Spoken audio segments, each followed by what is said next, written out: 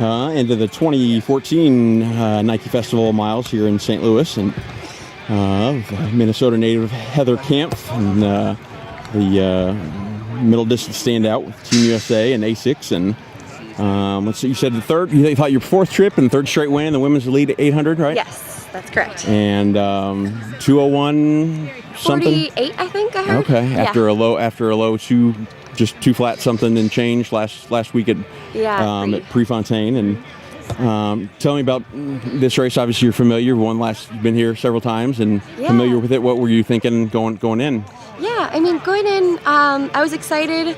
I happened to pick up a little something on the plane on the way home from Pre, so forgive me for sounding a little congested still. So I wasn't positive how this race was going to go just based on my health, but you always have to believe that every race there's great possibilities. Sure. So I was still kind of going out here thinking I was aiming for sub 2 since I've been so close recently. Yeah. We were a little bit slow first lap from what we were anticipating to do with the Rabbit, so I kind of had to go around a little bit earlier than I was expecting to on that first lap.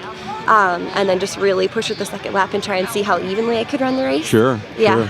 Sure. Now, did you get to watch any of the high schoolers beforehand, before your race? Yeah, a little bit. The warm-up track is just across from this one, so you can hear the energy of the stadium and just the announcements and everything going on as people are finishing up races and stuff like that. Sure. And there's some fast high school athletes here. It's pretty incredible. It's amazing. I know here in Missouri, I credit the growth of the Coaches Association, but also the internet. Kids seeing what's going on around the country and getting excited, and information age, right, and just all the excitement and motivating them to push themselves, and it's crazy what times you've got to run now to get to NCAAs and seriously, high school national elites. But tell me just about the atmosphere here, and obviously we're locals are proud to feel like it's become a great little event to help athletes to support them on to fast times, and tell me what your experience has been like. Yeah, well, I love, one of my favorite things about this meet is just the introductions that we do before we go up to start the race, because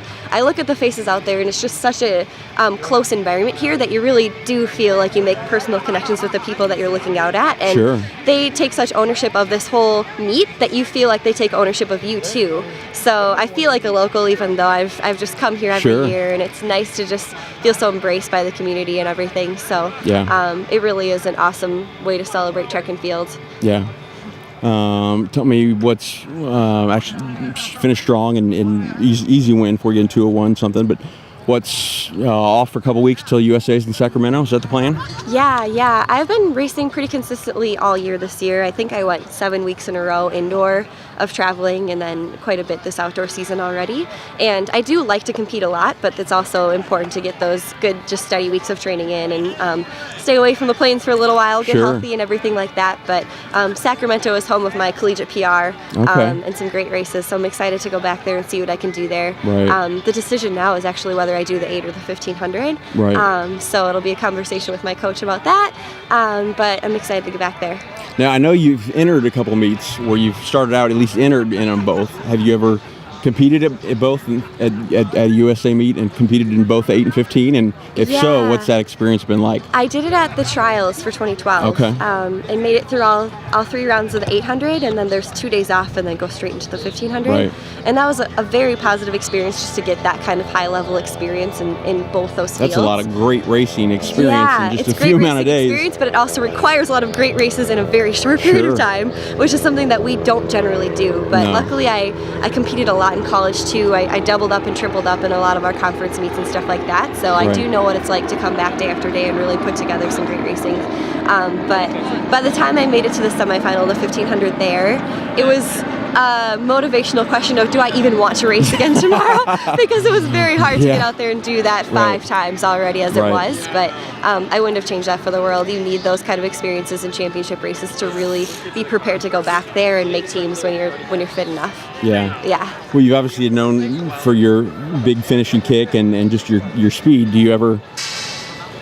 What do you like the 8 over the 15? I mean, obviously that a lot of times that kick doesn't come into as much play or speed into as much play in the 15. But Yeah. What's your, have you got a favorite, or does it just whatever you feel like you're racing best at the Yeah, moment? I feel like whatever one I just finished, I decide is my favorite. So that's why I just keep coming back to both.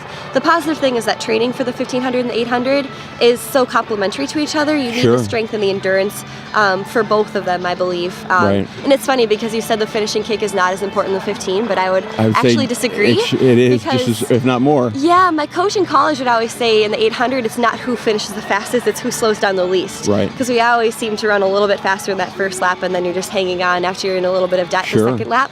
But in 1500s, especially championship races, sometimes it goes out a little bit slow, and then you're cutting down to a nobody wants to 59 take or the something pace. in that last lap and really just wanting to move. So Right, right. I bet I finished faster in my second lap of a lot of 50, or my third, fourth lap of the 15 than I have in some eights before. Eights, sure, Yeah, but sure.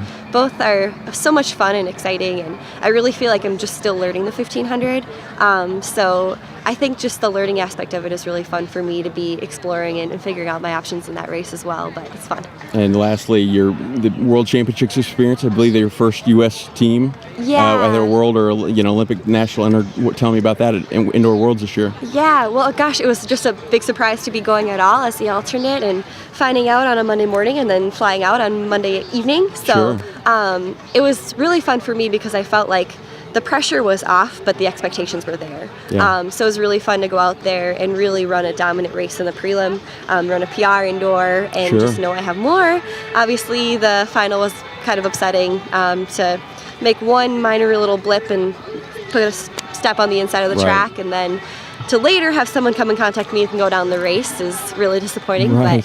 But in those situations, I think you just learn so much more about life than even track and field, and it's something Yeah. for me that it's how build my motivation and really grow from there, and also just a few like tactical things that you have to learn about racing in really big international fields where Sure. everyone wants to run about the same pace, and Right. just that the real estate of where you want to be on the There's just track not is so much much more there. limited. Yeah. For sure. So there's always something to learn, and I try and take that and move forward and always find something positive from that. And I'm sure Yeah. with that experience now, that you can at least do a lot of visualizations of seeing yourself get there next time, and Yeah, for and sure. seeing it And go that helped a lot get better. me on the World Relay team this couple weeks ago in the Bahamas, which was such a fun experience. So I'm really glad that I'm in the door to kind of be somebody that can make those U.S. teams. Yeah. Well, Yeah. hopefully just the first couple of many to come. So Heather, Yeah, appreciate thank it, you. and congrats and good luck in Sacramento. Thank you. All right. Yeah. Thanks.